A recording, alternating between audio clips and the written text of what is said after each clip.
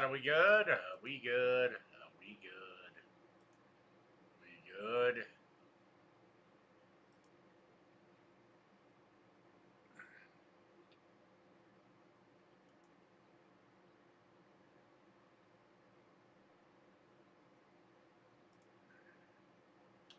Okay, we're good. I'll give everyone a couple of minutes to come on in here, and then we will get started.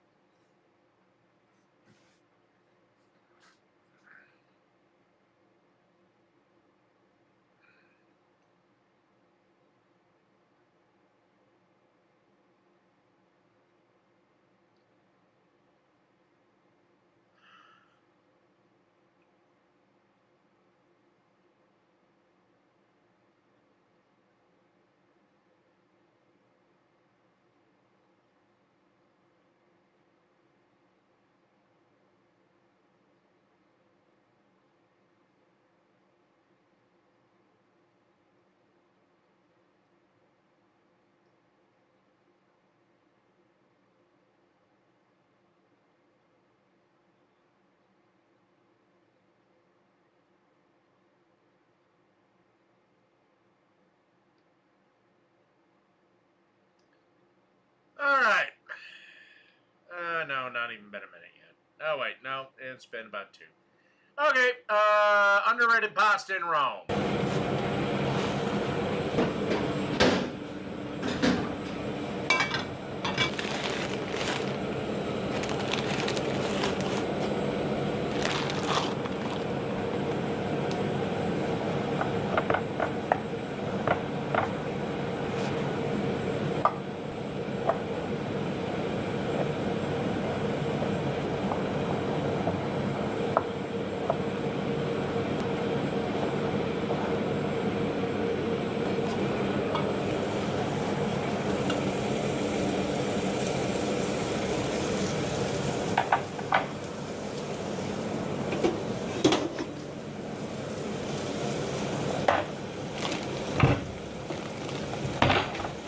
Dude, how much parm do you need?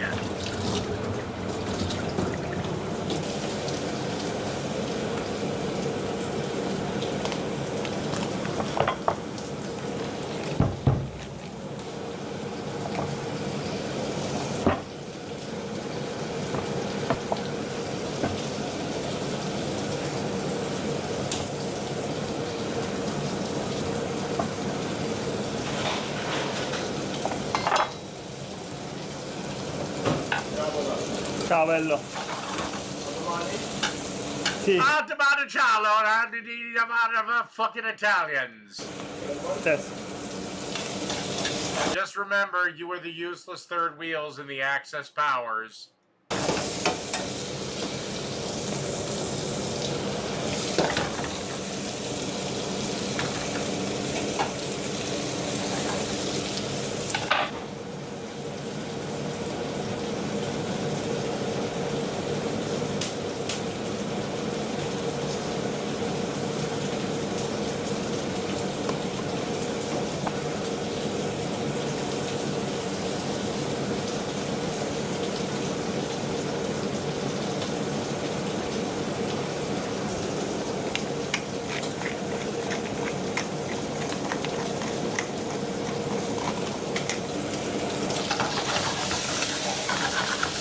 So it was money to buy a big ass wheel of Parmesan, but still going with a cheap ass fucking pepper grinder.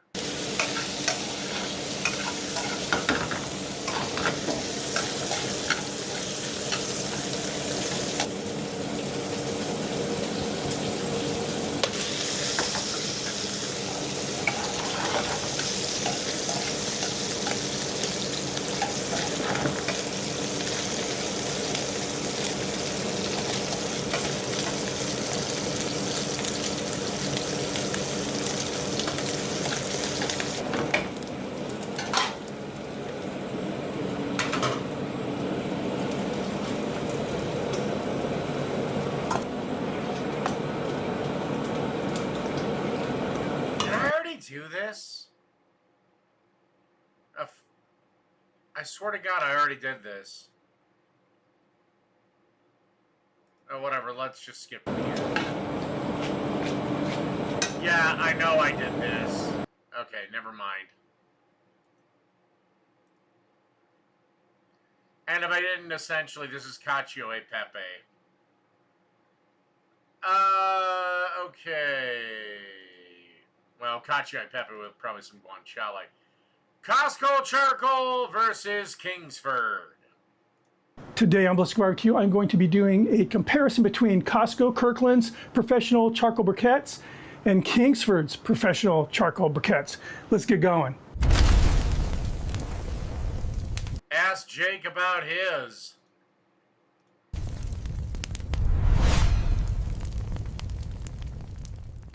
And here's a bag of Kingsford professional competition briquettes, and here are Kirkland's professional briquettes, again from Costco. So I bought both of these bags at Costco last week. Now, Costco's selling the Kingsford professional competition 2-pack. It's two 18-pound bags, so 36 pounds for $25.53. The Kirkland, it's one 30-pound bag, and this was 15. That's one thing I will say. Costco is like way overpriced with their charcoal. Bucks. So paying 50 cents a pound for the Kirkland. Now, and I don't do briquettes. Well, okay. Generally, briquettes, my favorite thing to grill is burgers. And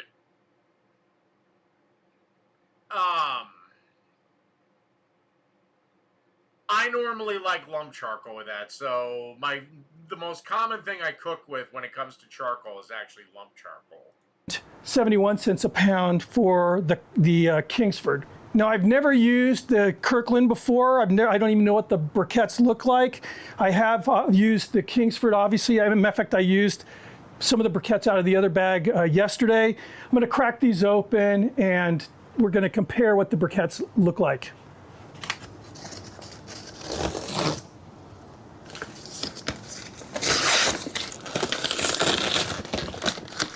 I'm going to be putting these on a paper plate just because the black gloves, they kind of just blend in. Anyway, here's the Costco or the Kirkland brand, and here is the Kingsford. Costco is definitely a little bit larger. I want to weigh these briquettes just to see what the difference is, and I'm using grams just because I want a nice even number. So here's the Costco. This is 35 grams. Kingsford, 20 grams. And I'm sure there's variations. I mean, when you're dealing with things like, charcoal, there's always going to be, variations with sizes and weights. It's just, they can't get these perfectly measured out each time. So a few facts from the bag. Both made in the US, both are claiming to be 100% natural, both are claiming to burn hot. Kingsford's adding that they're the hottest burning professional briquette. So both are claiming to be professional briquettes, so we'll see about that. One thing I've learned over the years that in my various interests, whenever you see the word professional or competition in the barbecue world, you're going to be paying a premium. And just for something that might just be complete bullshit. Especially with barbecue, it comes down way too much to technique. It's the same as in other things I enjoy. If you see the words tactical or mil spec, you're going to pay a premium. So we'll see if there's a difference. Now, both are also claiming they can be used in ceramic grills, Kamados, and that's a pretty cool thing. Back when ceramics kind of really became popular, you had to use lump charcoal because of the ash. Typically, briquettes produce a heavier, thicker, more, denser ash than lump charcoal does. Both of these are claiming they can be burned in a ceramic grill, so we'll see what the ash looks like. Anyway, let's get down to my test. I'm gonna try to be as scientific as I can in my backyard. So I have a few goals of this video. First was value. Obviously, the Costco brand, the Kirkland brand is a better value, but it doesn't matter how inexpensive it is if the charcoal sucks, and I've never used this stuff, and I usually try to avoid recognizable brand charcoals. So we'll see how it burns, which leads me to the other part of my test here now. I want to see which briquette, lights faster, burns hotter, and then I'll try to do like a very simple cook once they're lit to see if there's any residual flavors left behind, whether it be positive or negative. So the thing that's complicating the video just a bit is the size and weight difference of the briquettes. What I would love to be able to do is count out, like, say, 25 Kingsford briquettes and 25 of the Costco briquettes, separate cookers, light them, and then do my comparison. But again, the complicating factor is the size and weight difference. And I know YouTube, I know I'd be called out had I just done, by numbers. So what I did was I portioned out 500 grams of Kingsford, and then I tried to hit 500 grams with the Costco. I ended up hitting 505 grams. I don't think that's going to make that much of a difference. But what I have here, again, now trying to figure out the best way to, in a controlled manner, keeping the playing fields level, to light these things. If I used a torch, there'd be issues. If I used fire starters, there'd be issues because they're not really controllable. Each time you use one of those little fire starters like a tumbleweed, they kind of light differently. And, so what I have here is a dish of Kingsford lighter fluid. And I know I'll get some comments for that, but again, this seems to be the easiest way. And it's just, it's not filled up to the top. It's basically just going to coat, probably a quarter of an inch, a half inch up on these briquettes. And I'm going to put them down at the same time, and I'll remove them at the same time. So here's the pile of the briquettes. And what I did was I portioned it out, piled them up, and then I removed one briquette from each pile. All right, that's been long enough. We'll remove these. Costco. No, actually, Fiera, the goal is to drive you nuts. Kingsford. Now lighting them at one time is going to be the challenge here.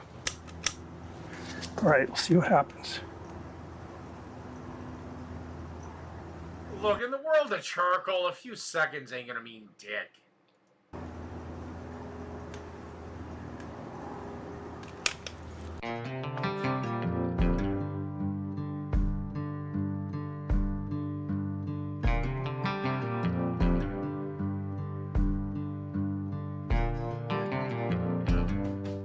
Alright, way more action. I think the Costco one is out. Nope.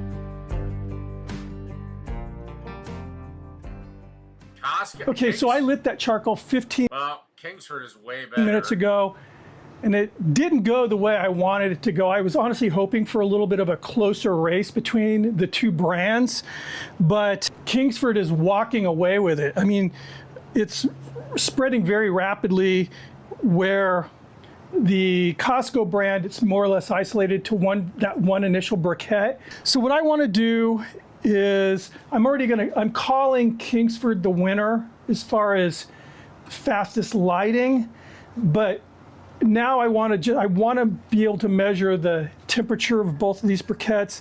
So I'm going to reset the test, doing it the same way, but I'm going to coat both sides and let it soak a little bit longer.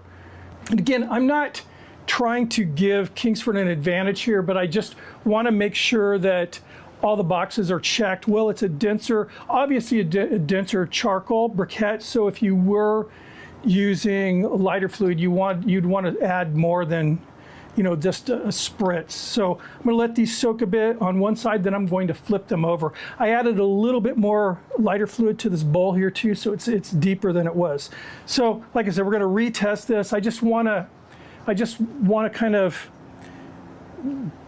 I'm not giving any particular brand an advantage. I already think that the Kingsford's going to win the lighting test again, but I want to be able to measure the temperatures. What I was hoping to do is measure the temperatures of these charcoals at the same time.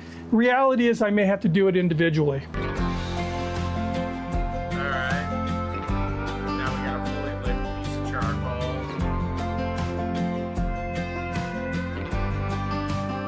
Looks like Costco's pulling ahead.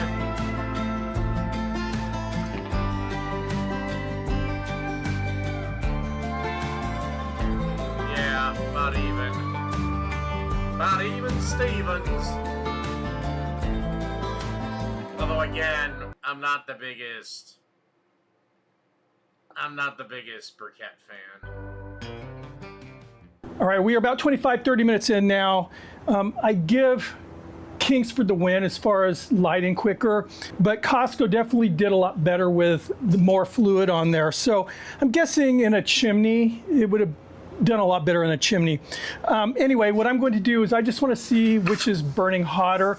I have tins, pie tins. They're the same cookers down there. Both cookers have the dampers, the vents fully open on the bottom, no lid on. And these were inside my house, so they're not, it's actually pretty cool outside today anyway, very cloudy. What I'm gonna do is just put these tins on top of the charcoal, let them sit for about, I don't know, 5-10 minutes, and then we'll hit it with the thermal gun, see what happens. And again, Kingsford, this is Costco. Okay, we've been a little over 10 minutes now. Here's Costco, 134 degrees Fahrenheit.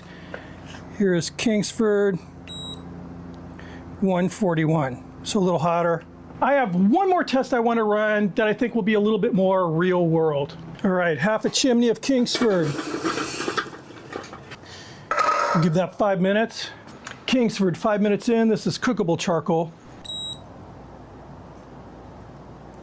235 degrees. Costco, half chimney of charcoal. We'll let this get to where it's a little bit more ready to go. It does not like the chimney. Little Italian sausage accent going. All right. Cookable charcoal, 5 minutes. We'll measure the temp. Costco, 5 minutes in. 227 degrees. Sausage down. All right, we are done. I'm gonna wrap this up now. Obviously, this wasn't a cooking video, but I did some. Question. How are you grilling that sausage and skin isn't breaking all over? Cooking, and the point was, did either of the charcoals leave behind either a foul or a good taste? This was a sausage cooked on Kingsford, which we've all done a zillion times. This was cooked on that Costco charcoal, which I've never done. God damn it. It smells really good. I'm not smelling anything, unpleasant. Let's go. Ah, fuck. I gotta piss. I'll be right back.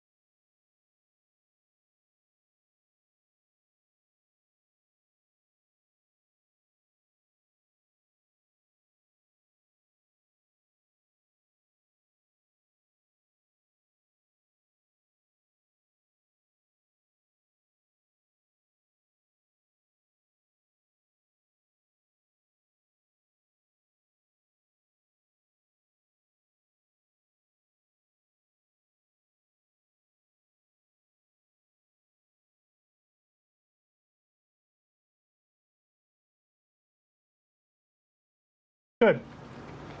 Nice, just a nice grilled sausage. This is the cooked on the Kingsford. Tastes great, smells good. I'm not noticing any difference between the two, I'll be honest with you. As far as the test, Kingsford definitely lit a lot quicker. I mean, way quicker than the Costco. It made a huge difference when I lit the Costco up in a charcoal chimney. Basically, it was a half a chimney full of that Costco charcoal, and I put just 2 little tumbleweeds down below and set the chimney on top of the 2 tumbleweeds, let them burn, and it lit pretty quick. It lit. I gave it about the same time that I gave the Kingsford, and it was ready to cook on pretty quickly, so I was happy about that. As far as temperature, I think the Kingsford burned a little bit hotter, but not. Okay, so basically they're about even.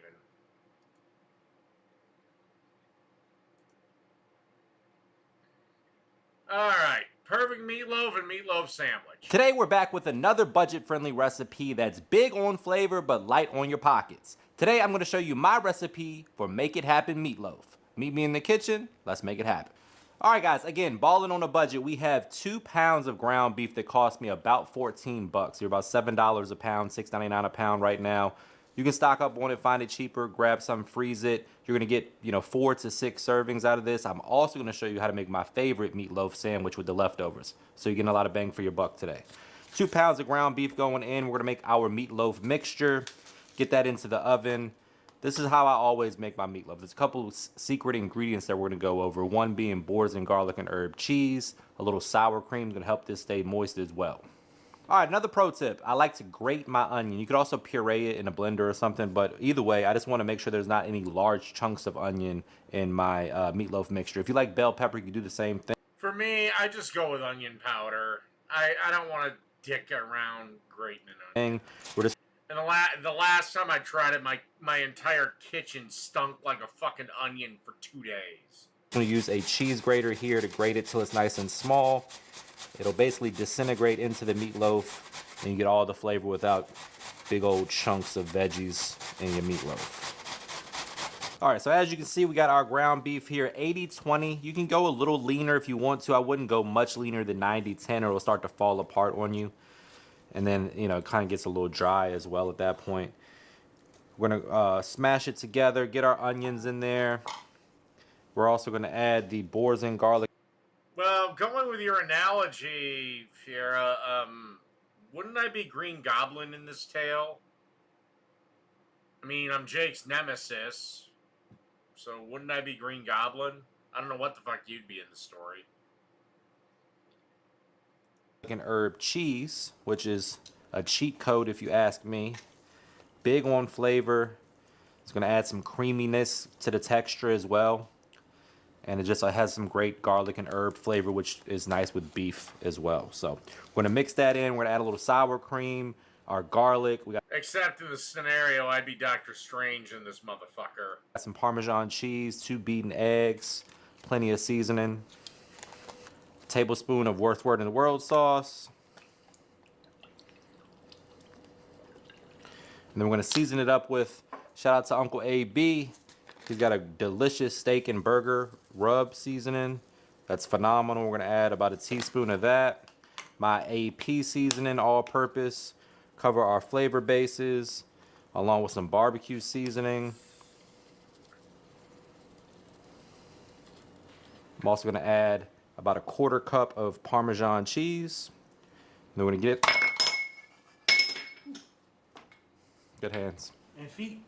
Then we're gonna get in there with our hands and give it a mix, get everything folded together, and then we're gonna shape our meatloaf. This is gonna go in the oven at 400 degrees for about 30 to 45 minutes, up to an hour, depending on how big your meatloaf is. This is 2 pounds, so I would say about 45 minutes or so. We're gonna hit it with some barbecue sauce. You can use ketchup, gravy, whatever floats your boat. I like barbecue sauce on mine, and it's gonna pair beautifully with this sandwich we're gonna make at the end of the video, so stick around for that. And today's episode is sponsored By the way, I'd like to point out, I would love to know the difference between a cheeseburger and a meatloaf sandwich. There isn't one! by Bighorn Outdoors. They recently sent me their 16-inch infrared steak grill, and this bad boy heats up to 1500 degrees. That's not a grill number, that's a steakhouse salamander number, the kind I have in my restaurant, and it gets there in about 3 minutes. First off, we started with the ribeye at 1500 degrees. You're cooking in seconds, not minutes. 60 seconds aside and you've got a crust wall to wall with no gray band underneath. Also, the heat comes from the top, which is perfect. That's the part that actually matters. Grease drops away from the element instead of onto it, so no flare-ups and way less smoke. After the ribeye, I made a French bread pizza because my son loves pizza and I wanted to see what else this thing could do. It has 7 rack positions, which means you're My son loves pizza, my only son. controlling how close you are to that heat. And when you're done, the stainless Actually, French pizza is delicious. grate slide right out and go right into the dishwasher. Super easy cleanup. I love this thing and I think you'll like it too, so go ahead and hit the link and my promo code down below in the description. Check out Bighorn Outdoors and grab one of these for your cookout. All right, so now we're gonna build our meatloaf. I like to use a wire rack for the meatloaf to allow the fat and whatnot to drain and to elevate the meatloaf as well, so it's not just sitting in a pool of fat and liquid to make it a little soft. So I'm gonna go ahead and spray our foil lined baking sheet first. I'm gonna form the meatloaf here. Oh, no, don't do this, don't do this. Get yourself a meatloaf pan. You can buy them on fucking Amazon. And lift it and place it on the wire rack. I do that because you don't really want to form it on the wire rack because it'll, you know, it's got ridges in it. It's gonna kind of... And it's gonna depress to a depressing shape with all that space to move around. God damn, get yourself a meatloaf pan. Hell, I'll buy you one. Get stuck and caught in between there. So I'm gonna form it now and then place it on the wire rack and put that back on this baking sheet. That's gonna go into a 400-degree oven.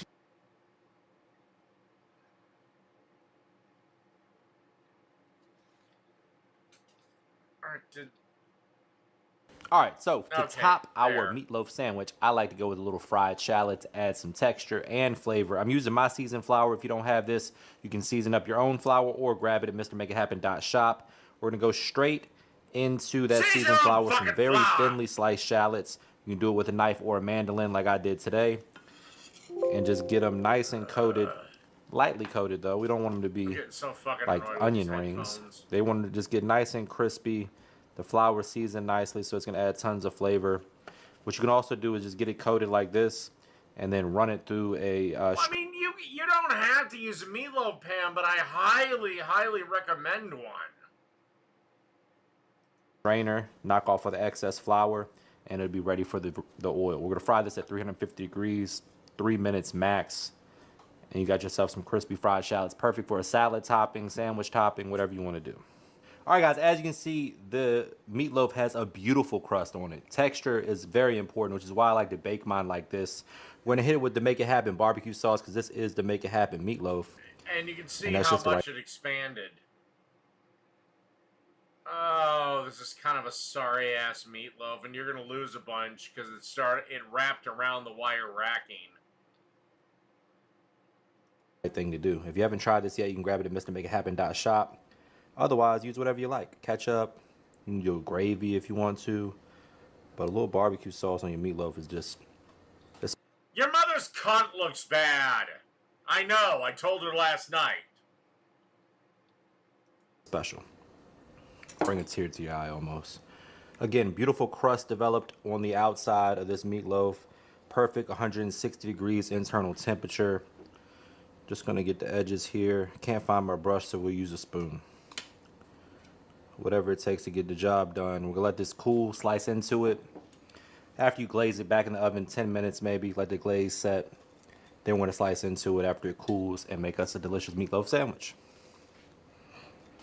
All right, guys, I just showed you how to make the perfect meatloaf, and now I'm gonna show you what to do with the leftovers the next day. Meatloaf sandwich. Little avocado oil in the skillet. Preferably day-old cold meatloaf. We're using fresh. Hopefully it works out. Little cheese. A pickle or Fresno if you want it a little spicy. Pickled jalapeno, pickled Fresno. If you want it, you know, regular, you can skip the jalapeno and Fresno and just use a regular So basically he's making a cheeseburger. pickle. But I like to sear it to get a little crust. Try to make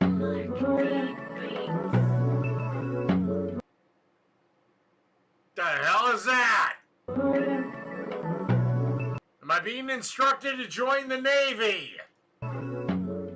All right, guys, if you're a real home cook, you know that sometimes you make something with the leftovers in mind. And this is, for me, what that is. Meatloaf, I love it as it is, just like this. Mashed potatoes, whatever you want to do, delicious. But the next day, that meatloaf sandwich just hits different.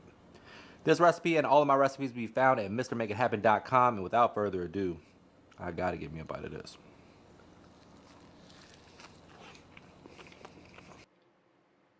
All right. Good enough. Old school Big Mac pasta salad. You know, there are some flavors you just don't forget, and the classic Big Mac is one of them. So today we're taking everything we love about that classic burger and turning it into an incredible pasta salad. Yes, the beef, cheese, pickles, lettuce, onions, and of course that special sauce. It's simple, delicious, and sure to bring back a few memories. So let's get started. Okay, first up, we're gonna get some salt into a pot of boiling water. And in we go with 3 cups of rigatoni pasta. And we'll just give this a stir around and cook this for, I'd say about 10 or 12 minutes, just to the point where it's al dente. And then we'll drain it and set it aside. After that, into the pan, my good old cast iron pan with a pound of ground beef. And of course, we'll grab up the old breaker upper thingy and just break this up a little bit. And you just gotta love cast iron. And we'll just stir and fry this. Again, does anyone not have an ability to get freshly ground beef? God damn, quit buying the pre-packed vacuum sealed shit. It'll still, I'd say, for about 7-8 minutes until it's basically cooked through and no longer pink. We are basically all fried up here. It's only been about 5 minutes, so I'm just going to shove everything to one side of the pan. And that's the beauty of the cast iron. I keep saying this got lots of room. And in we go with half a small chopped onion, or half a medium chopped onion, I should say. And of course, 3 cloves of the old garlic. And I'm just going to stir and saute this until that incredible aroma fills the air. And you might be... No, they don't. They vacuum seal it at the factory. It's ground God knows when by God knows who, with God knows what. saying to yourself, you know, when you make a Big Mac, I don't think they add onion and garlic. Well, they probably don't, but we are imitating the Big Mac kind of. But when I taste their patties, if you just get an isolation, the piece of patty itself, it's really bland. So I want some flavor to my ground beef. We are all sauteed up here. Well, beating McDonald's is not that hard. And smelling mighty fine. So I'm just going to mix everything together. And again, we're still on Well, then your store had to be unique, Iron Gullet. medium-high heat here. And I'm going to season this up with a little bit of salt. I don't know, 3/4 of a teaspoon. Because we never did that at the grocery store I worked at for years, and I was in the meat department. I remember grinding burger. And a teaspoon, something like that. Not too salty. And of course, a good dosing or dusting, whatever you want to call it, of the ground black pepper. I give everything a stir around here. I'm just going to reduce this heat down a little bit. And we'll simply just kill the heat here. Okay, Probably closer to 10 or 12. Okay, guys, our beef mixture is done. It's cooled a little bit here, and that rigatoni is done too. So, of course, the plan here is to get that rigatoni. If Iron was capable of bullying me, the devil would be ice skating to work. Into the beef mixture. And actually, I've drained this and I put a bit of olive oil in to stop it from sticking. Then over the top we go with, believe it or not, 2 or 3 dill pickles that I've chopped up. You know, you got to get those pickle dill mac flavors type of thing. Well, you also want the acid to go against the creaminess of the mayonnaise. And then, of course, we're going to mix all of this together. Ooh, but just wait, the best is yet to come. Now I'm going to do something a little weird here, guys. This is just our beef mixture and our pasta mixture, but I'm going to give this a taste just to see how it tastes. Don't even have the sauce on yet, and this is absolutely incredible. So let's continue on. Okay, we're letting that beef mixture cool down a little bit. While we're doing that, though, let's make up our secret sauce, starting with half a cup of mayo. And this is just good old Hellman's. Follow that up with about a tablespoon of good old Heinz ketchup. Then another tablespoon Yeah, but where the devil lives in the torture chamber is probably quite a hike. Hell is quite large. of yellow mustard, a teaspoon of white vinegar, and about half a teaspoon to a teaspoon of And once again, leftist doesn't know what a joke is. paprika, then about a quarter to half a teaspoon of garlic powder, same amount of onion powder, quarter to half a teaspoon, and last but not least, a couple of teaspoons of sweet pickle juice. And I'm just going to get this to stir around, and that texture and that color should come together. Just look at that, just starting right now. You can even give this a whisk if you wanted to be a little faster. Okay, guys, I got this made up, so I got to give this a taste. This is really good, and I think it's really, really close to the Big Mac sauce I've tasted. Now, I've had people saying, you know, just use Thousand Island dressing. It's the same thing as Big Mac sauce. I don't believe that at all. No, Thousand Island dressing, or at least the commercially available Thousand Islands, except for possibly Newman's Own, yeah, is radically different than the Big Mac sauce.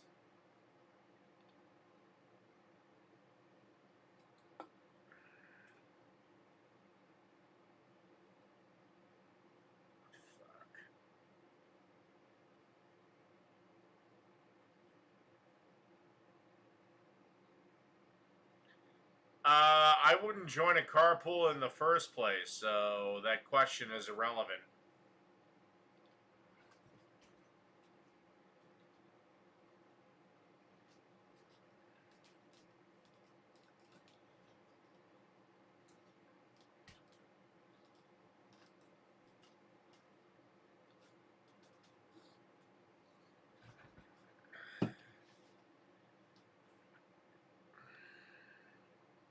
It doesn't taste, to me anyway, it doesn't taste at all like Big Mac sauce, but this is really close. So let's continue on. Now, because I'm going to drizzle the sauce over top of the salad, I'm going to grab up my squeeze bottle, and I'm just going to put this sauce inside of the squeeze Don't bottle. do it like this, dude. Don't do it like this. You're going to lose a lot of sauce, and it's going to take you forever. Get a funnel and just pour it into it. So, you know, so we get a good professional-like drizzle Do you not have a funnel? out of it. Sauce all made. Now, what I've done here, guys, is just kind of spread this pasta and ground beef mixture out a little bit so it's all kind of nice and smooth. Then I'm going to go over the top with some grated cheddar cheese. Now, not too much, because I want everything kind of showing through. I want that pasta showing through, and I want that ground beef showing. Ugh. And then the cheese and the rest of our toppings. After that, I'm just going to throw some chopped or shredded lettuce, whatever you want to call it, over the top. Even though I think that's weird, Dave, but it... Please tell me, please, for the love of all that is holy, he's not going to put this in the oven. Because if he is, the lettuce should have went on last. It does work. Like after it was baked and rested. Believe me. Now, some finely or thinly chopped dills over top of that. Pickles can take the heat. They're not as good. I would still leave this till after it was baked, but whatever. Please tell me you're not putting this in the goddamn... Please tell me you're not putting this in the goddamn oven. Because you gotta have your pickles. I mean, pickles are good for you, especially if you're expecting, haha.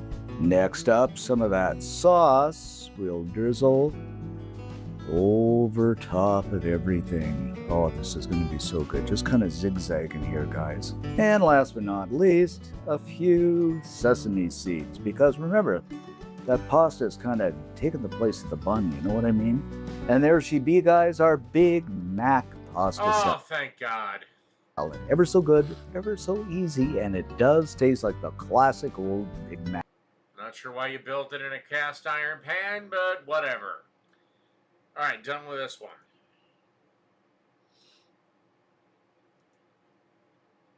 why restaurant salsas taste better. Gallon of at a restaurant, but the jarred stuff at the store, well, let's just say there's a reason you're watching this video.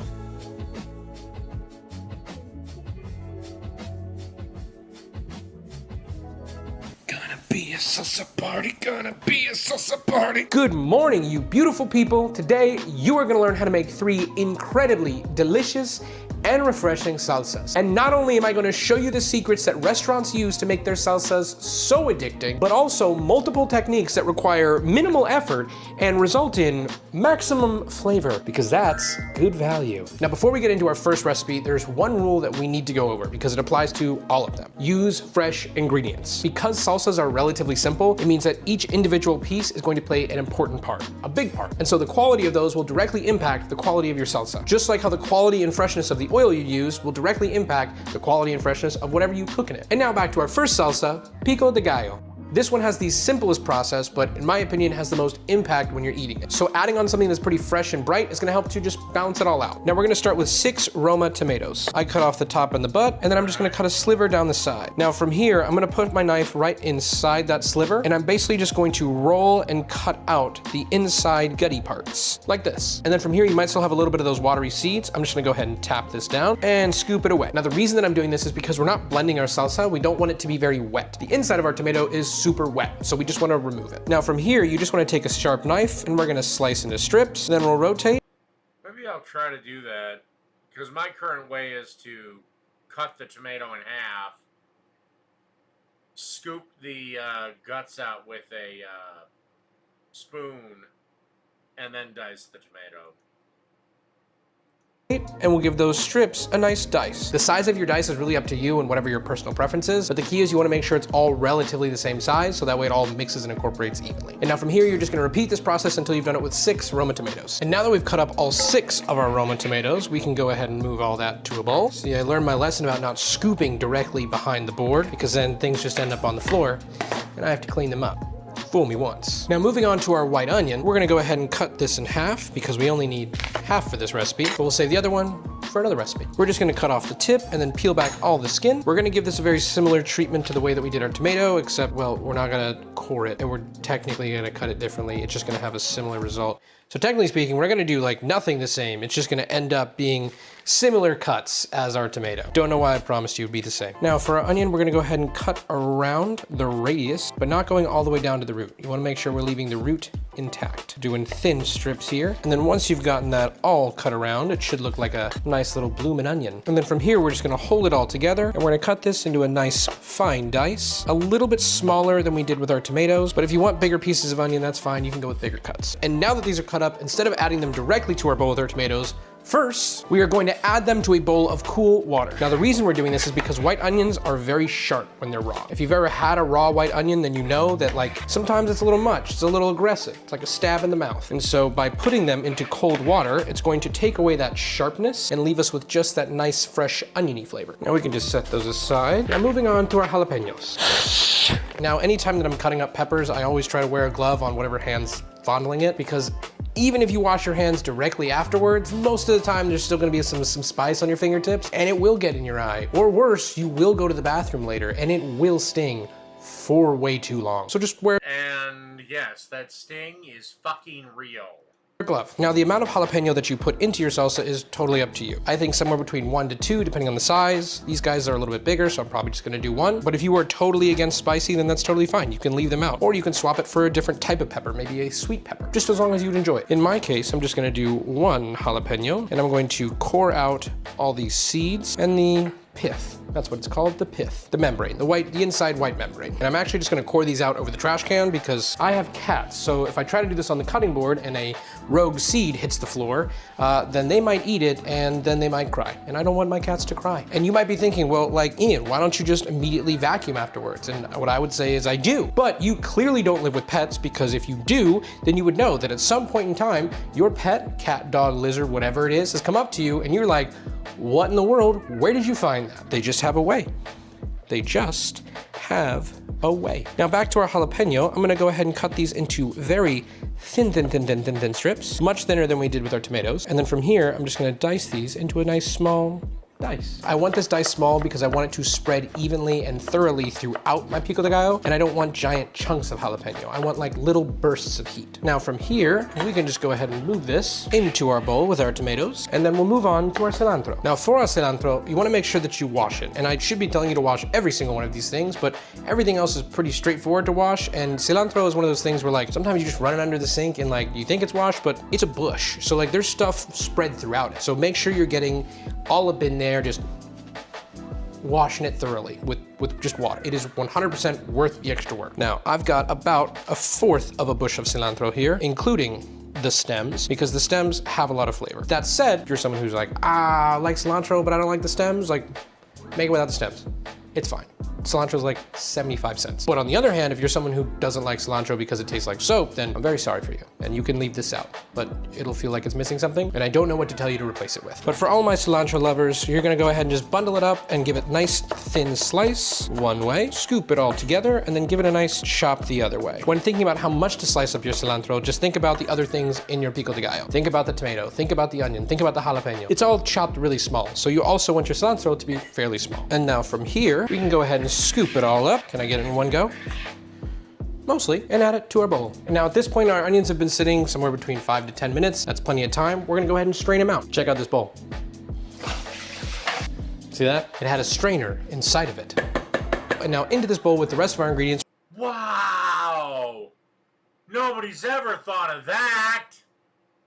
We're gonna go ahead and add the zest of 1 lime. And the best way to zest any citrus is to go all the way around it. Instead of trying to just zest one spot, if you do that, you're gonna end up with the white pithy stuff, and that's the stuff that's bitter and no good. So it's best if you just start on one side, pull down, rotate, pull down, rotate, pull down, until you've gotten more or less all around. Now we'll give this lime a good roll. Enjoy the benefits of that fresh lime oil right on your skin. They smell lovely now. And then we're just gonna cut this in half.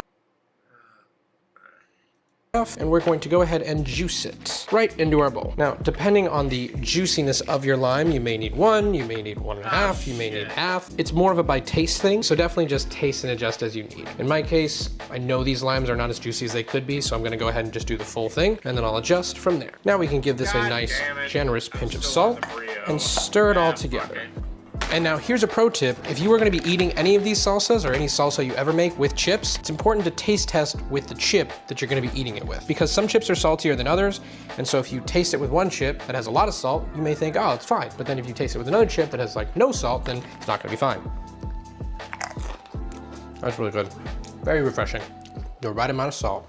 Up next, salsa verde. Now, salsa verde can mean different things to different people, depending on the city you're from or even the family you're from. They can be very different. But at the core of all salsa verdes are tomatillos. These beautiful little green sticky devils. I don't know if they're technically a fruit or a vegetable, but I also don't know the same about a tomato, so that tracks. We're gonna start by carefully peeling the skin off these tomatillos and removing the little bit of the stem. Now, depending on the size of your tomatillos, Technically, tomatoes are actually classified as fruits. I don't know what makes them that, but that's what they are. you may need 6, you may need 7, you may need 8. If yours are small, get more. If they're large, then get less. But either way, once you have all those husks peeled off and you're left with just the naked fruit or vegetable, we're gonna go ahead and rinse it off. Tomatillos tend to be very sticky between a layer of skin and husk, so we wanna make sure we get rid of all that extra residue. Now moving right along, we've got that other half of our white onion. And for this, instead of cutting it into small little pieces, we're actually just going to cut off the tip and the butt, and then we're gonna go ahead and just cut this into quarters. So you end up with these pieces that are roughly the same size as your tomatillos. Next up, we have garlic.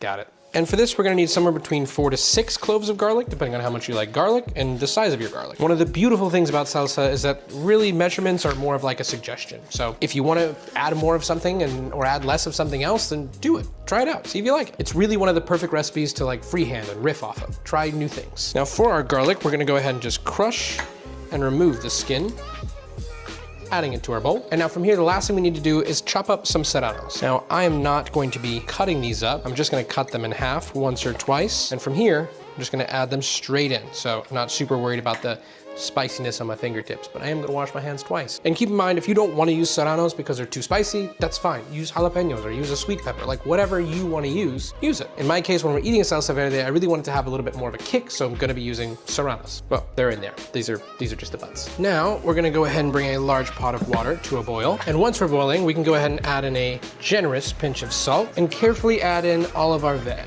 Now, there's a couple reasons that we wanna simmer these, and the first is for texture. Our onions, serranos, and particularly our tomatillos have a very strong structure, which just means they're not exactly soft. And because we wanna turn this into a smooth salsa, we wanna break that down as much as we can. The second reason is for taste. By boiling our onions, we're gonna mellow those out. Be right back.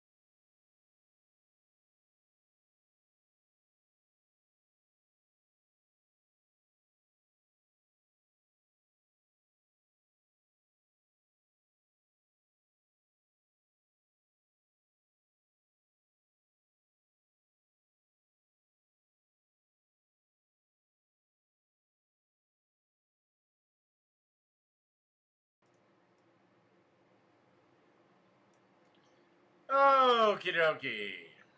By boiling our tomatillos, we're gonna get rid of that strong acidic and citrusy flavor in exchange for something that's a little more sweet and earthy. And you don't have to do this by boiling. You can also just cook them in a pan, throw them under the oven, into the oven. I mean, you could throw it under your oven too, but it would take a lot longer. But for today's purpose, I want it to be very clean with no char on it, so we're boiling it. Now, after you've let those boil for about 10 to 12 minutes, once those tomatillos are looking a little bit brown, we can go ahead and move all of the contents into our blender. And technically speaking, you don't have to use a blender here. You can definitely do this by hand. You could absolutely just mash it all up if you wanted to, but it's a lot more work. And I would recommend, if you have a blender, to just use a blender. Now, once you've moved everything over into your blender, don't discard your water just yet, because you may want to use some of it after we blend it up to thin it out. Now, in addition to what we've already got in there, we're also going to add in half a bush of wasp cilantro, a pinch of salt, and for the thing that's going to make you come back for more every single time, about a tablespoon of chicken bouillon powder. This is the thing that restaurants are using that makes it so addictive. It is packed with umami, and it'll make you just salivate when you taste it. Now we can just close this up,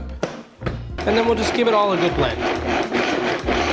Also, important note here, this is hot, so two things. One, don't overfill this. And two, hold it down and blend on a pulse. Because what will happen is, if you are blending this just willy-nilly, is there's a chance that the pressure from all this hot liquid builds in here enough and the top just pops off. Why do I know, you ask?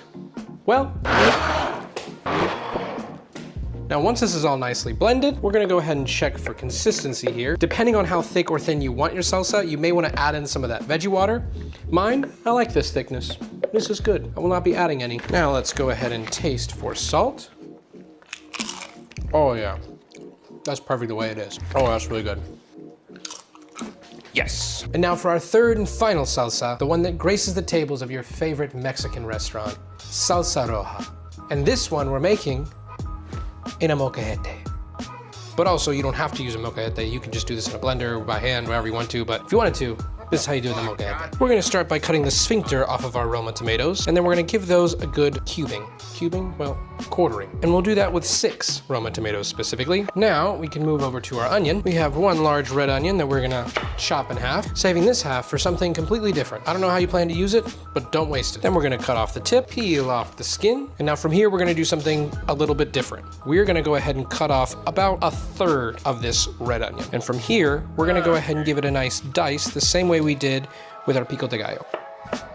And we can set these aside separately. Now for the remaining 2/3 of our half of an onion, more complicated than it need to be, we're just gonna chop the root off and then cut that in half. Well, into 2 more thirds. Now we'll go ahead and cut the stem off of a jalapeno and place that to the side. Now we've got somewhere between 4 to 6 cloves of garlic, crushing, removing the skin, and adding with our pile over here. And then last up, we're gonna take our cilantro, about half of a bundle's worth, and we're just gonna roughly chop that similar to the way we did with our pico de gallo. Now, once all that is chopped up, we're gonna go ahead and move these vegetables onto a tray or some sort of vessel to move them off of your cutting board. And then we'll move these diced onions and cilantro into a separate bowl. And then we'll just set these aside for later because we won't need them till the end. Now for this part, you can do this on a skillet or you can do it in the oven. It really doesn't matter. You're just trying to get a char on those vegetables. You want them to blister and you want them to get a little black. For our case today, I'm gonna do it on the stove because it's more visual than if I just threw it in the oven and pulled it back out like 5-10 minutes later and was like, hey, look, it's charred, because, you know, it's a YouTube video. So on high heat, we're gonna go ahead and add in a generous amount of oil, make sure that's nicely coated, and then I'm gonna put all of our tomatoes in skin side down. And then once you've added all those tomatoes in and realized that you used a pan that was far too small, we're gonna go ahead and wait to do our onions, garlic, and jalapeno because there's no space. Now after about 5 minutes, that first side should have a nice sear to it, and we can go ahead and just give this a quick flip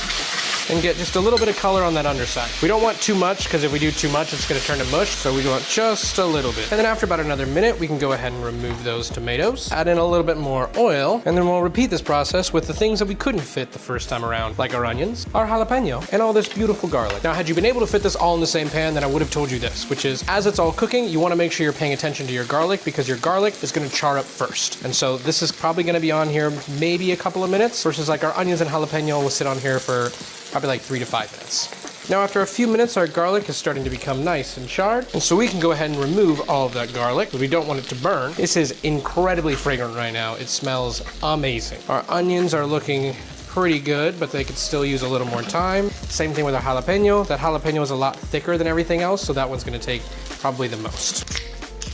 You know, while we wait for these things to char up, it's a perfect time to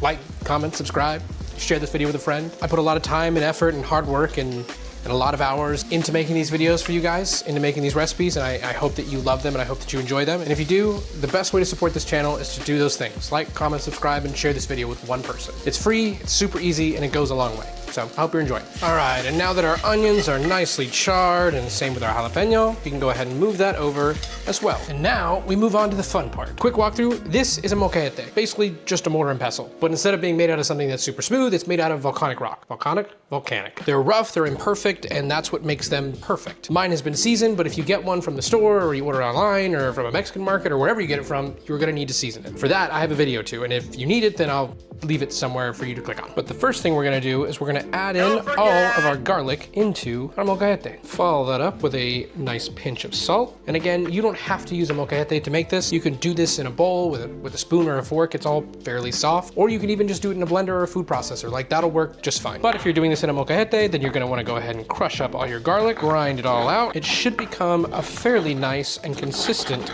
paste. Now, once that garlic is all mashed up, we can go ahead and add in all of those onions and that jalapeno as well. And we're basically just gonna do the same thing that we did to our garlic. Also, it's important to note that if you're not doing this in a molcajete and you're just doing this in like a blender or a food processor, then just throw everything in at once. This is just because it's really hard to do this if you stuff the life out of your molcajete. It makes it really difficult. So that's why we're doing it in steps. And then after a couple minutes and you've got all that nice and pulverized, we can go ahead and start to incorporate all of our tomatoes. Now, because there are so many tomatoes, we're gonna do this kind of batch by batch. Start with about half of them, and then we'll work those in and then do the rest of the other half. Trying to say the rest of them and the other half at the same time. Because these were charred, they should kind of just mush fairly easily. We can keep going, adding the rest of those in. We're gonna leave behind as much of that oil as we can because we don't want it to be too oily. Ooh, and we're splashing. Now, depending on how smooth or chunky that you want your salsa to be is gonna determine how long you're kind of going at this thing. So for me, personally, I like to get this as smooth as I can. So 10 minutes later of just going to town on this thing, we're at a consistency that I'm happy with. Now we can add in the final bits of our salsa. Starting with the cilantro and onion from before. This way our cilantro doesn't turn into just nothingness, and this way we also have a little bit of texture from those not roasted onions, or also not pulverized onions. Then we're gonna go in with about 2 teaspoons of chicken bouillon powder. You can do a little more if you like, you can do none at all if you like, but you should do some. Then we'll add the juice of a lime. Ooh, that's a nice and juicy one. Switch. We'll give this a small pinch of salt because we did add some in the beginning when we were mushing up our garlic. And now we can just kind of stir all this together, doing our very darn best to not just overload the sides and make a giant mess. And now we taste for salt. A little more salt. Perfect. I mean, look at that. That's good stuff. Thank you so much for watching. I really hope that you enjoyed it. I really hope that you learned something. Here's some videos I think you'd like to watch next. Don't forget about the other half of your red onion. And Alrighty.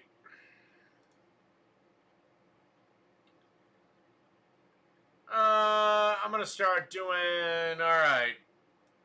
Just because I've already started smoking. Maybe that's this guy's secret. He just gets high as balls and then rolls up to the eating challenge. Setting up back there, so I thought I might take this opportunity to discreetly impart to you that I am a little bit concerned about today's challenge. Look at the size of that. Who on earth is doing that in 15 minutes? Nobody's managed it yet, but if you can do it, you get 200 euros. Cash money. Costs 100 euros if you lose. The Italians don't play around, do they? When it comes to food challenges.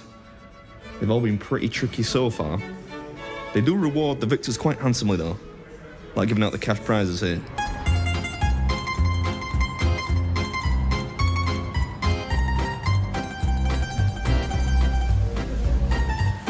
I feel even worse now I've actually seen the steak cooking.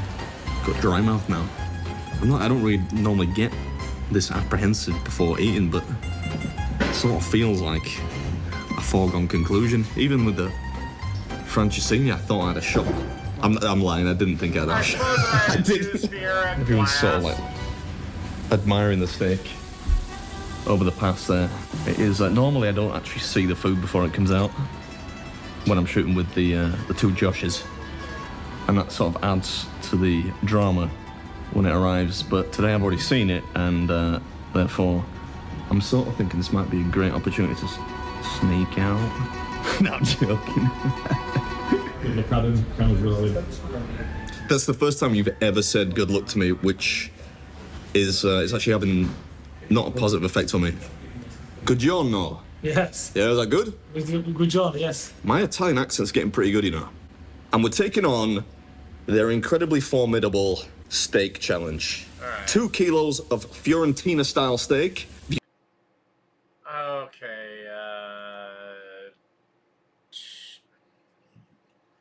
two.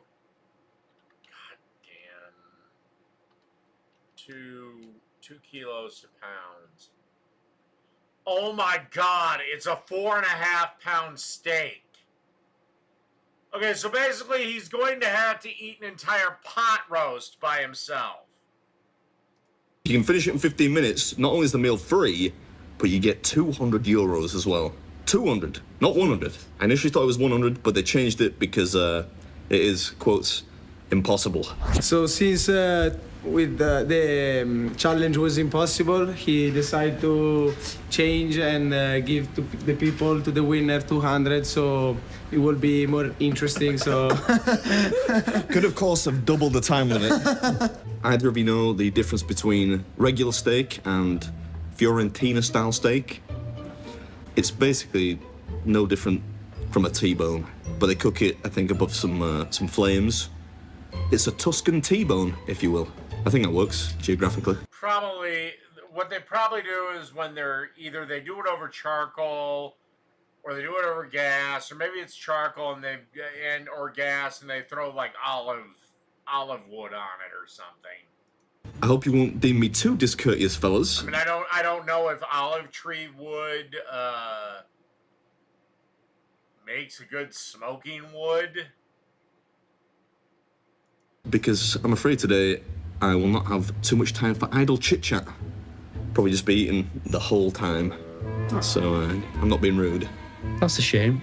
Can we do more of these? I should say the key rule to remember here is that they pre-cut the steak for you, meaning all you have to finish is what's on the plate. You don't have to clean this thing here, just the chips, the steak, and I don't think the sauce is included. It's not included. No? All right. And it's 15 minutes.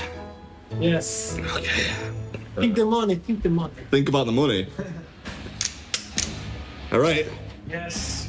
3, 2, 1, go. Starting the steak with your hands. Forget that. There we go. Eat like a barbarian. I got it wrong. I should have started with my hands.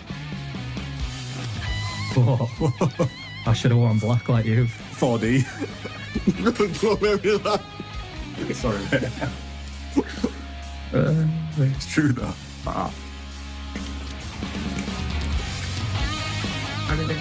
Mi dispiace. Hi. I'm so sorry. I know the way to do it. We're going to have to put, like, parental guidance on this. It's like a horror film already. Oh, no. It went on me. Did it? Oh, no. Yours getting tired. 4 minutes down, Adam.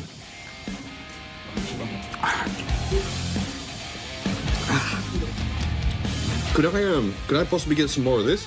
Another one? Yes, please. Yes. I think I've just turned into a vegetarian. Sorry, mate. Come on, brother, let's go. Let's go, come on, brother. 5 minutes down, Adam. You got it, kid. Another chimichurri, Grazie. salsa crioche, Oh, thank you. peperoni e pomodoro. Can I keep that one? I think I might need it. Thank you. Sure. I'm sorry. This is disgusting, man. 6 minutes down. 9 minutes to go. This is a bit of like an insider scoop for those that are watching at home. We've got to sit next to him as we drive back to the hotel, and the smell of his beard and just body is revolting. Yeah, who's going to be driving back? Come on, Dad, you've got this. 8 minutes to go, Adam. Seriously? If I'm doing this, I'm gonna be either high as balls or goddamn drunk as fuck. My jaw's drunk. It's easy for you to say. This is like Bert Troutman playing with a broken neck. Like when a footballer gets injured, but they play out to the very end. That's what it feels like now. Is my face swollen? It is swollen, yeah. And those last bits of meat look extra cooked, so I imagine the jaw's gonna have to work overtime today, mate. Right, just past halfway. Come on, man. Let's go, come on, come on. I think you're on your own there, bud. Come on, brother. Let's go, let's go, let's go, let's go. Straight. Fly. My trousers. Let's go. I'm sorry. I'll buy you some new ones. I did it again. I spot everywhere. Come on, man. What's the number for emergency services in case we need it? I researched it in advance. It's 112 out here. Yeah, okay. So remember that. Seriously? So apparently the old Simpsons joke is true. No, this is 912. Up to 5 minutes left, mate. Come on. Let's go, let's go. Let's go. Let's go, let's go. You can make it. You want to wipe the leg down? Just the chips. Right, you got 3 minutes left. 3 minutes 20. Come on. Well, I'm gonna do it. All right, this is Big Mix Food, and that was Buffalo's Impossible Steak Challenge.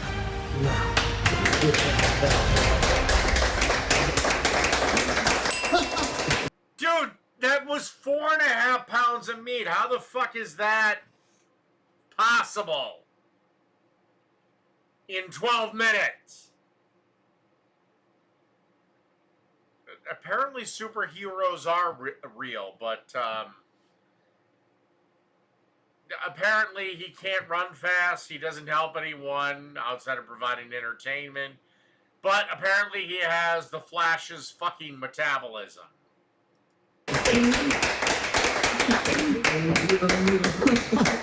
Crazy. Unbelievable. That's crazy. Sorry I made such a mess. Even we got even time left, so this is actually very crazy. Well, since there is time left, do you Well, the account that I had, Lord of Patriarchy, tied to Streamlabs is gone. I haven't set up a new Streamlabs account because I just don't like paying for it. And in a little bit, I should be able to do super chats on here, Fiera.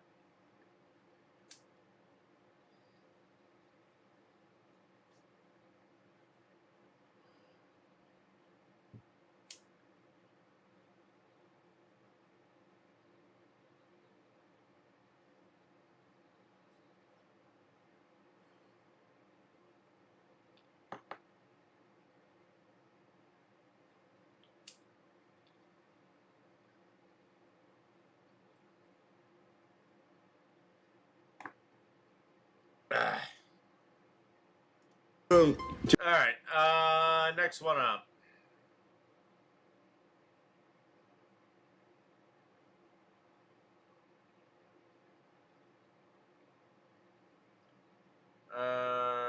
Okay, lazy lasagna. Tonight for dinner, I made lazy lasagna. Okay, well, first problem, those are macaroni noodles. If it was Mafalda pasta, I could have maybe forgiven it. But this is just Italian mac. This is great for those busy weeknights or when you're craving lasagna, but you just don't have the time to make one. Let me show you how I made it. In my skillet, I'm going to brown up 1 pound of ground beef. You could also do Italian sausage or a combination of both. I'm seasoning with some garlic powder, onion powder. Okay. I'm adding some dried chopped onion. You can also do fresh onion. I guarantee you this bitch is a stay-at-home mom. There's way too many things from Price Clubs for her to be anything else. And some Italian seasoning. And we're going to cook this together until our meat is fully brown. I'm going to use a paper towel to remove some of the excess grease. Sometimes I do, sometimes I don't. It's just preference, so you do whichever one you like. I'm adding 1 jar of our favorite marinara or pasta. Now, Rouse is a good brand. One of the more expensive brands, but a good brand. But really, you can't be bothered to make your own sauce? It takes 20 fucking minutes. The sauce, I'm using Rayo's marinara. I like to add a little bit of water and shake up my jar just to ensure we get all that sauce. I'm going to let our sauce simmer and we're going to start boiling our pasta. You can use a 1 pound box of whatever pasta you like. This is the one I'm using today. We're just going to give that a mix and let our noodles cook until they're al dente or tender. Giving our sauce a stir. I'm also going to be shredding up some mozzarella cheese. If you don't shred your own cheese, I highly recommend it. It melts so much better. Our pasta was done cooking, so I drained that and I'm adding that back to our big pot. And we're going to dump in all of our marinara meat sauce. We're giving this a good mix just to get our pasta nice and fully coated in our meat sauce. Next, we're going to be adding some whole milk ricotta. You can use as much or as little as you like. I'm adding about 1 cup and we're going to mix this in. And if you want it more creamy, you can add some more. I decided to add about another 1/4 of a cup. And I'm also adding in some grated Parmesan cheese. We're giving this a good mix and that cheese is going to get nice and melted. I hate to admit this, but it is true. It was the first one they showed me and I just said I'll take it. I haven't been back to the shop since because I'm still on the pack. You can serve it just like this, but I'm going to top mine with that shredded mozzarella cheese. You can add as much or as little as you like. I did turn my burner off. I'm going to put the lid back on and just let our cheese get nice and melted. After about 2 to 3 minutes, our cheese is melted and dinner's ready. I served ours with some. This is maybe a pasta bake at best. This isn't lazy lasagna.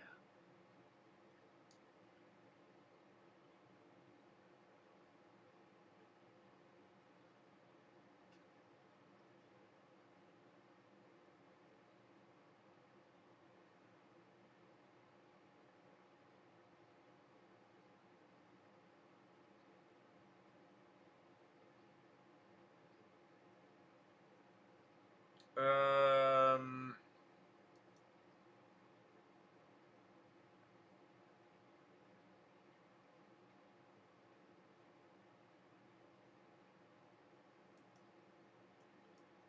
All right. See what this is. Queso, chicken, and rice. Queso, chicken, and rice. Great. So pre-made queso cheese. Take a try to see if it was as good as everybody has been saying, and let me just tell you, it did not disappoint. I actually can't wait to make this again. And the best part is, it really can't be any easier to make. So two pre-made rice packs.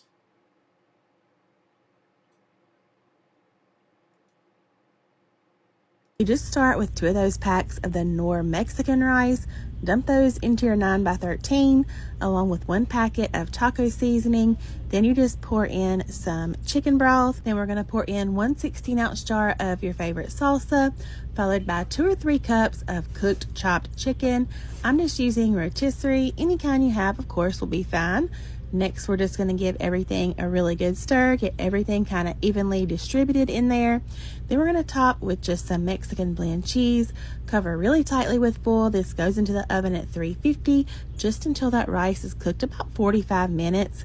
When this comes out, it already looks delicious as is. But of course, the star of the show is some melty queso right on top. This was delicious by itself. We also tried it with tortilla chips, and you really can't go wrong. I have the That looks like a heart attack in a dish.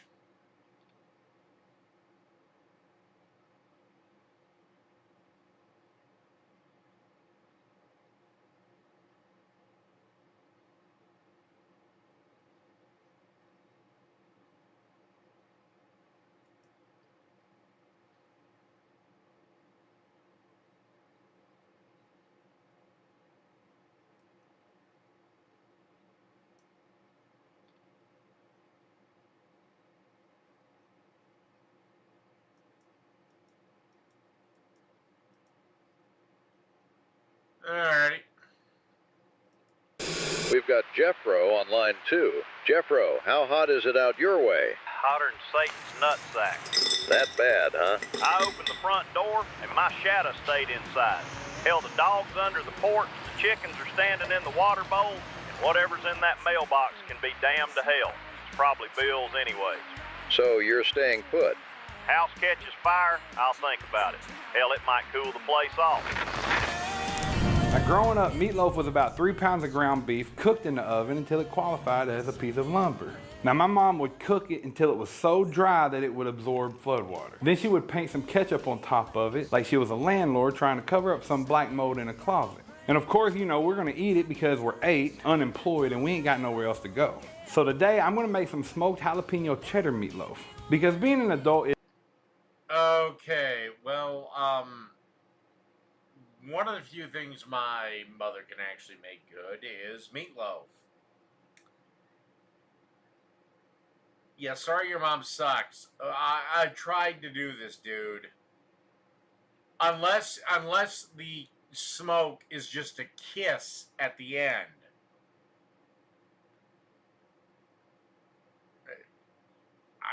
I don't know what to tell you.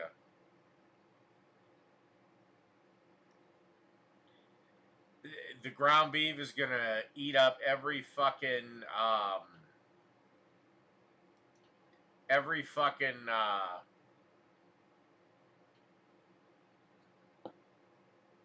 hint of that smoke.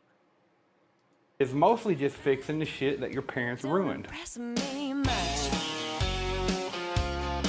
Hey, I'm Joe, this is Fork and Nimbers, the barbecue channel that keeps turning grocery receipts into difficult conversations with my wife. Now, a few videos back, I made some brisket, and it was expensive, so much so that I had to put it on Klarna in 4 easy payments. And we ate that shit in one night, which means I'm technically making payments on a turd. So I was like, you know what, let's make something more affordable. Something that you can feed a crowd and have some leftovers, and doesn't require me to disclose my annual income. And that led me down the history of Meatloaf, which is just people trying to find creative ways to take meat and feed more mouths. And then of course I added jalapenos, sharp cheddar, bourbon glaze, and some other unnecessary steps because I apparently didn't learn a damn thing. Now the full recipe is over on my website. Deeper historical dive is over on Patreon. Now let's take Meatloaf. I will...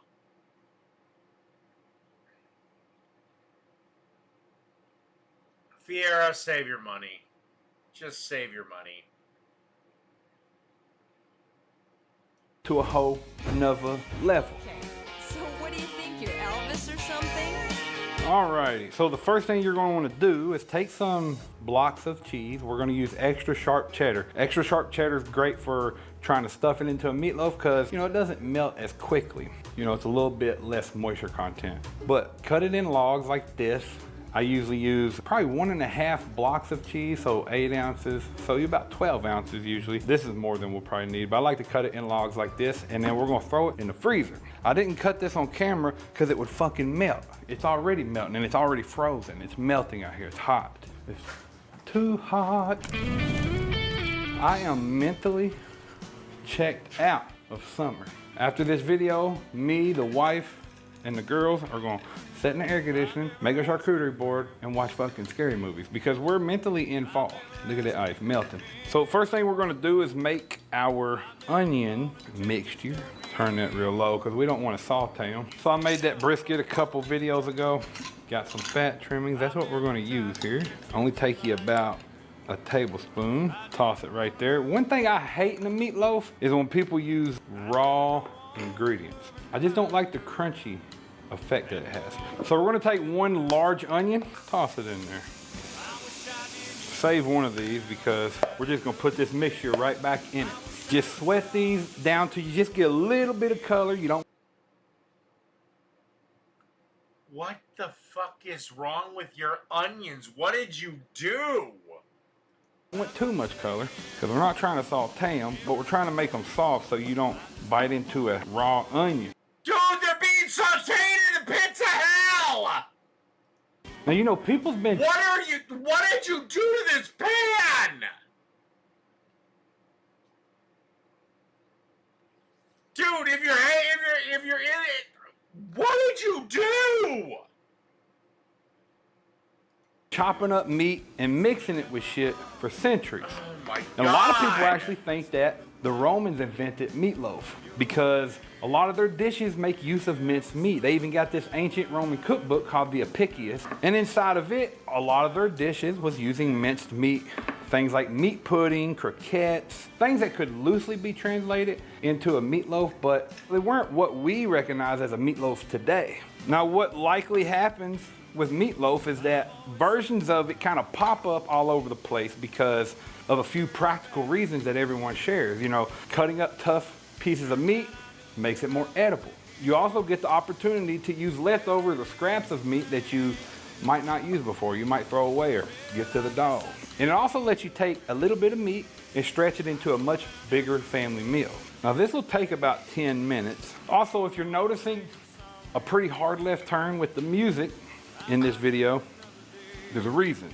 This past week I lost my aunt, which was my mom's sister, and I lost my mom in high school when I was a sophomore. Since then we kind of lost contact with them. You know, we meet up every now and then for holidays and stuff, but she essentially helped raise us for a good part of her life. I remember staying with them one summer, and you know, they were very old school. I'm talking about wooden outhouse kind of shit. Like, we bathed in a creek, you know what I'm saying? Or creek, wherever you from. I remember her holding me on the dam, and I'm thinking like, I'm about to slide into this fucking water. You know, I don't know. She's like, you're fine, you're fine. I'm like, I'm gonna die. I was fucking certain of it. And her name was Marina. But like I was saying, Marina and them was very old school. We stayed with them over the summer. You know, because it's so hot, I'm reminded of this, but they're upstairs in their house. Hell, they didn't have electricity. I remember a motherfucker walking around with a lantern. Like, what in the hell? Century. Were they Amish? I'm sorry, but you can't be that old when pretty much everyone, including Mennonites, had indoor plumbing. Where are we in? With nothing, no electricity or nothing. The only ones that didn't was, again, the Amish. And like, what? You know, now that she's passed, it kind of brings up a little bit of all of that stuff with, you know, losing my mom. About the music, I'm using music that reminds me of my mom and, you know, Marina. That's why you're hearing Shania Twain and Toby Keith and stuff, which I do love all those artists, but I'm just pissed that I couldn't license some Alan Jackson. They thought Alan Jackson was the sexiest man. Damn it, Fiera. Alive. So these have been cooking down for about 8 to 10 minutes. I think the texture we're wanting on them. I have no idea. But You don't want them too soft. I don't want to cook them down like a French onion soup or something, but you don't want them crunchy anymore. Now towards the end, I'll crank the temp up a little bit just to get some browning effect on it. And then at the end here, what we'll do is also take some garlic. Don't have that temperature too high when you throw this garlic in, although there's a lot of moisture left on the onion that it won't burn likely, but you can burn some onion. Now this is about 4 garlic cloves. Toss that in there. Set that to the side. And then you're just gonna cook that down for about a minute or two, get that fragrant. Towards the end here, you can go ahead and cut off the heat because the residual heat will be enough to cook it down. Hey, we looking good. You know, my mom and them, they did like some Craig Morgan. You know, we was some hillbillies. Well, hell, I'm still a hillbilly. I just live in the suburbs now. My younger child husband, Cynthia Anna. You know, somebody else I wish I could have licensed their music was Keith Whitley. That's the man right there, Keith Whitley. So what we need to do is put this in a container without spilling it. Now what you want to do with this is put it in the freezer. That's what we're gonna do. Don't put that lid on there. But I'm gonna put it in the freezer because we want everything cold when we go to use it. So freezer is what we got. Now we're gonna make something called a panade. And I've got a little cheat code right here to start off with. We're gonna take about 1/4 of a cup to 1/2 of a cup of chicken stock or beef stock. It's up to you. We're using beef stock. Pour it in this pan here. And then we're gonna take some gelatin. It's unflavored gelatin, of course. But what this is gonna do is it's gonna mimic that collagen breakdown that you get from slow cooking something like a brisket. It's just gonna be extra insurance that this thing is extra juicy. I recommend doing this for your meatloaves. I'm gonna set got no fucking watch on. I'm gonna set a 5-minute timer. After 5 minutes, you'll come back, and this is gonna look like Jell-O pretty much. So yeah, after about 5 minutes, you should have something that looks like a gelatin or Jell-O type thing. We're gonna put it on low, low, low. We don't want it very hot, because all we wanna do is dissolve it. And it's almost hot enough out here to do that on its own. Get us a pan here, or not a pan, a bowl. Now, while this heats up, I'll tell you a little more history. Now, the most clearly documented example of an American meatloaf comes in 1987 when a lady named Eliza Leslie. She writes a cookbook called Miss Leslie's New Cookery Cookbook. And she doesn't really make a meatloaf, she makes something called a veal loaf. And what she does is obviously uses veal, some fatty ham, some breadcrumbs, some seasonings, lemon rind, you know, just a bunch of shit. She bakes it, serves it with gravy. Yeah. And this just goes to show you the earliest American meatloaves were not, you know, something that was really bland and boring. They were actually putting some ingredients in this damn thing. Not just oatmeal like my mama. But more importantly, what it shows. yeah, except that's why the modern meatloaf is so much better than your crap. All right, I think that's long enough. Good night, everybody.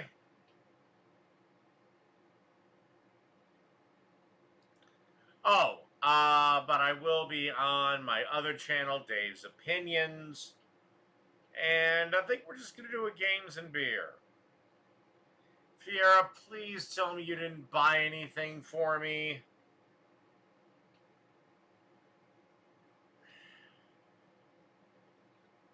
Anyway, I'll see everyone in a minute.